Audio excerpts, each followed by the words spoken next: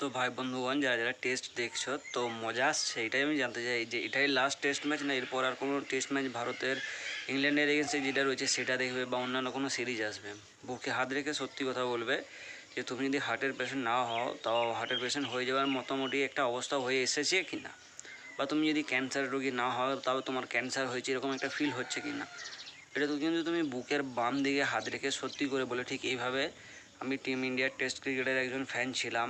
আমি ইংল্যান্ডের এগেনস্টে ম্যাচ দেখেছি এবং ইংল্যান্ড চতুর্থ টেস্ট ম্যাচের প্রথম ইনিংসে যে রান করেছে তারপর আমার হার্টের রোগ হয়ে গিয়েছে। এটা কিন্তু বলতে হবে সত্যি কথা, কারণ টিম ইন্ডিয়া প্রথম ইনিংসে যে রান করেছিল সেটা বুকে হাত রেখে একবার দেখে নিল। কালকের অর্থাৎ চতুর্থ টেস্ট ম্যাচের দ্বিতীয় ইনিংসের শুরুতেই বা টিম ইন্ডিয়া যে খেলা দেখিয়েছে, শুরুতেই জয়সওয়াল আউট শূন্য, তার পরবর্তী ব্যাটার সাই সুদর্শন শূন্য। ওহ, পুরো মজা চলে এসছে।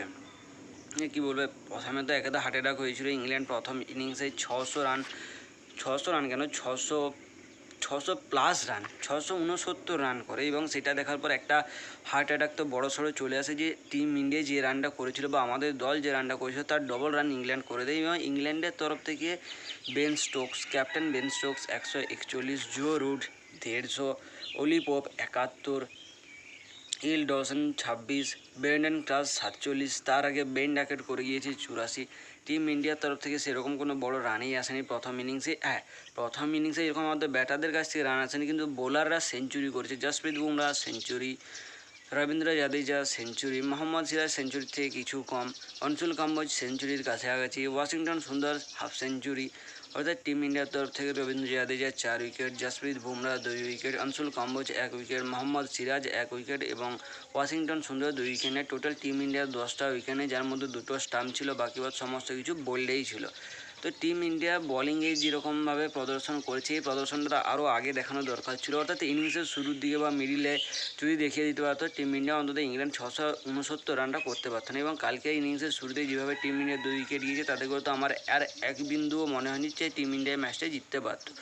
আজকে ডে 5 এবং ডে 5-এ টিম ইন্ডিয়ার কাছে যে টার্গেটটা আছে, অর্থাৎ এখনও 150+ রান রয়েছে যেটা টিম ইন্ডিয়াকে অ্যাচিভ করতে হবে।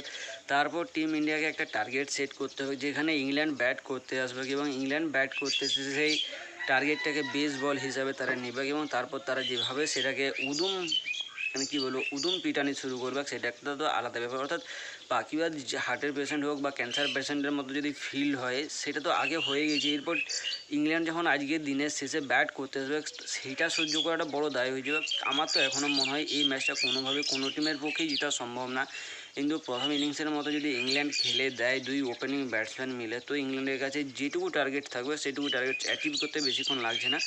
তো আমি যেটা বলি তার উল্টোটাই হয়। তো যাই হোক, এই ম্যাচটা ড্র হতে চলেছে, 100% এই ম্যাচটা ড্র হতে চলেছে, কারণ এই ম্যাচটা যদি জিততে হয় টিম ইন্ডিয়ার পক্ষে, যেটা অসম্ভবকে সম্ভব করা যায় না এমনটা না, কিন্তু টিম ইন্ডিয়ার পক্ষে এই টেস্ট ম্যাচটা জেতা অসম্ভব। এর আগের অর্থাৎ 3 নম্বর টেস্ট ম্যাচ জেতা সম্ভব ছিল, কিন্তু দুর্ভাগ্যবশত যেভাবে প্লেড অন হয়েছিল মোহাম্মদ সিরাজ, তারপরে তো আর কোনো কিছু বলার নেই, কারণ সেটাও দুর্ভাগ্যবশতই ছিল, কারণ সে যেভাবে ডিফেন্স করছিল তারপর বল তার ব্যাটে লেগে যদি উইকেটে পায়, অনেক সময় ফাস্ট বোলারের বল উইকেটে পেয়েও বেল পড়ে না, কিন্তু সেদিনে হয়ে গিয়েছিল। তো যাই হোক, টিম ইন্ডিয়ার কাছে সেরকম কোনো টার্গেট নেই, সেরকম কোনো অ্যাচিভমেন্ট নেই যে এই টেস্ট ম্যাচটা জিততে হবে বা এই টেস্ট ম্যাচটা জেতার মতো কোনো দরকার আছে।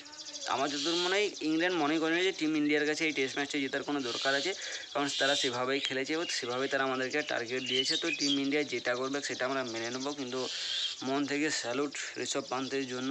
সে যেভাবে তার একটা ইনিংস উপহার দিয়েছে আমাদেরকে, তার জন্য স্যালুট।